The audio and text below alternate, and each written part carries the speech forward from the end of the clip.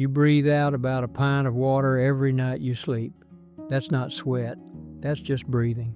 And a $400 tent is built on purpose to not let anything through, so that pint has nowhere to go but the cold underside of the rainfly, where it turns back into water and lands on your sleeping bag around 4 in the morning. A $2 length of cord fixes that. 2 knots, 1 line, and the right angle, and I'll show you all of it. So why has nobody in the gear business ever bothered to tell you? That pint is the whole reason the expensive answer fails. So start there. Warm air holds more water than cold air. That's just how air works. All night long, you're lying in a nylon box, putting warm, wet breath into it, and your body's putting off moisture through your skin on top of that, whether you feel it or not. Coleman, which has been selling tents in this country for over 100 years, says right in their own camping guidance that a person can exhale up to a liter of water in a night. Sea to Summit says upwards of a liter. British housing officials, who worry about damp walls for a living, put one sleeping adult at half a pint overnight. Call it somewhere between a large glass and a full water bottle. Now that warm, wet air does what warm air always does. It rises, it climbs up to the peak of your tent, and it touches the rainfly, and the rainfly is cold because the night outside is cold. And the second that vapor touches cold fabric, it stops being vapor and turns back into water. Little beads of it, all over the inside of your roof, right above your face. That's the frost you scrape off a windshield in January, happening 18 inches above your nose. Then the wind shakes the tent, or your boot bumps a pole, and it comes down. Anybody who's ever woken up to a wet sleeping bag and gone looking for the leak has been looking for a leak that isn't there. REI puts it plainly in their own advice on the subject. The air inside a tent is almost always more humid than the air outside it. So nothing leaked. You carried that water in on your own breath, and the tent held on to it for you all night. And that is where the $400 starts working against you. Because what are you actually paying for when you buy a good tent? You're paying for waterproofing, sealed seams, coated fabric, a bathtub floor, a fly that beads water like a waxed hood. The gear testers at Gear Junkie in this year's tent roundup put a solid mid-tier backpacking tent at $400 to $600 now. And the ones they liked best run $600 and $700. And every dollar of that goes into one goal, which is to make a fabric that nothing passes through. But water vapor is still water. The same coating that keeps the rain from getting in is what keeps your breath from getting out. You have paid a premium for a very good bucket, and then you climbed inside it.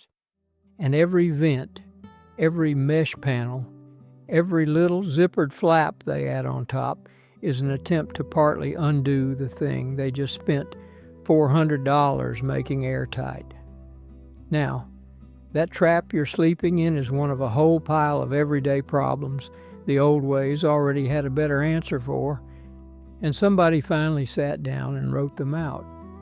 The book is called The Native American Way: The Traditional Remedies, Skills, and Recipes of This Continent, gathered from the historical record and from the families who kept the knowledge alive, and set down plain so a person can actually go do them.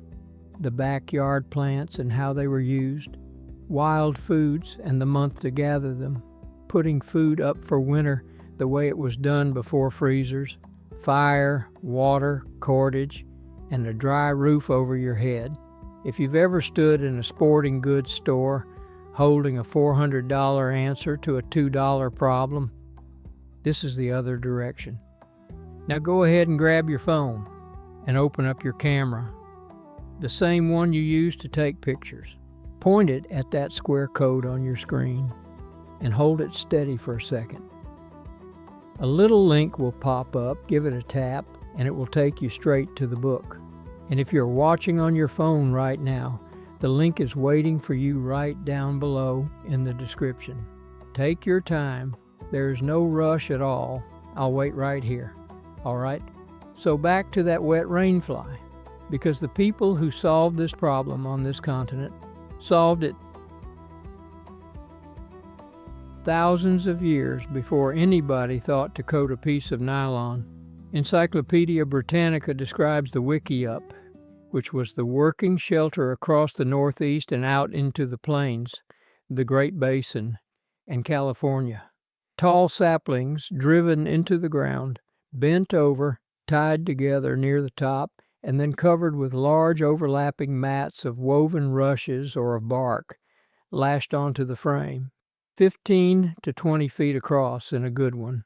And the Milwaukee Public Museum, in its record of Wisconsin lodge building, gives you the detail that matters most. The covering went on from the bottom up.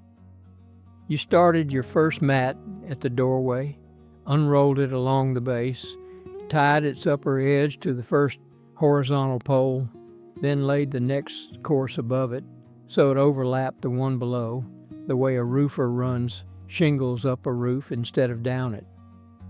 Then inner layers of mats and grass went on the inside for warmth.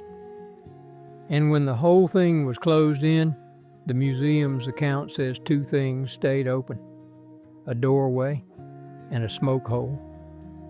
I mean, think about that for a second.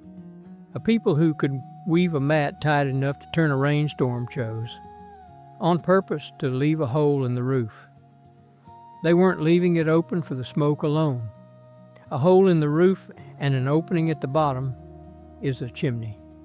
Cold, dry air comes in low at the door, gets warmed by the fire and by the bodies in there, picks up all the moisture in the lodge, gets lighter as it warms, and walks straight out the top, all night, without a fan, without a vent zipper, without a battery.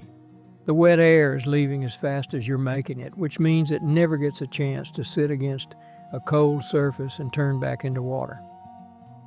Now take the Plains version. The State Historical Society of North Dakota describes the teepee as aerodynamic, efficient, and portable, with the entrance set toward the east, which put the solid back of the lodge into the prevailing west wind. Inside, a lining of hide or canvas ran around the lower wall. That lining does three jobs at once. It seals the draft at the ground. It traps a layer of still air against the cold outer wall the way a storm window does. And it channels the incoming air upward so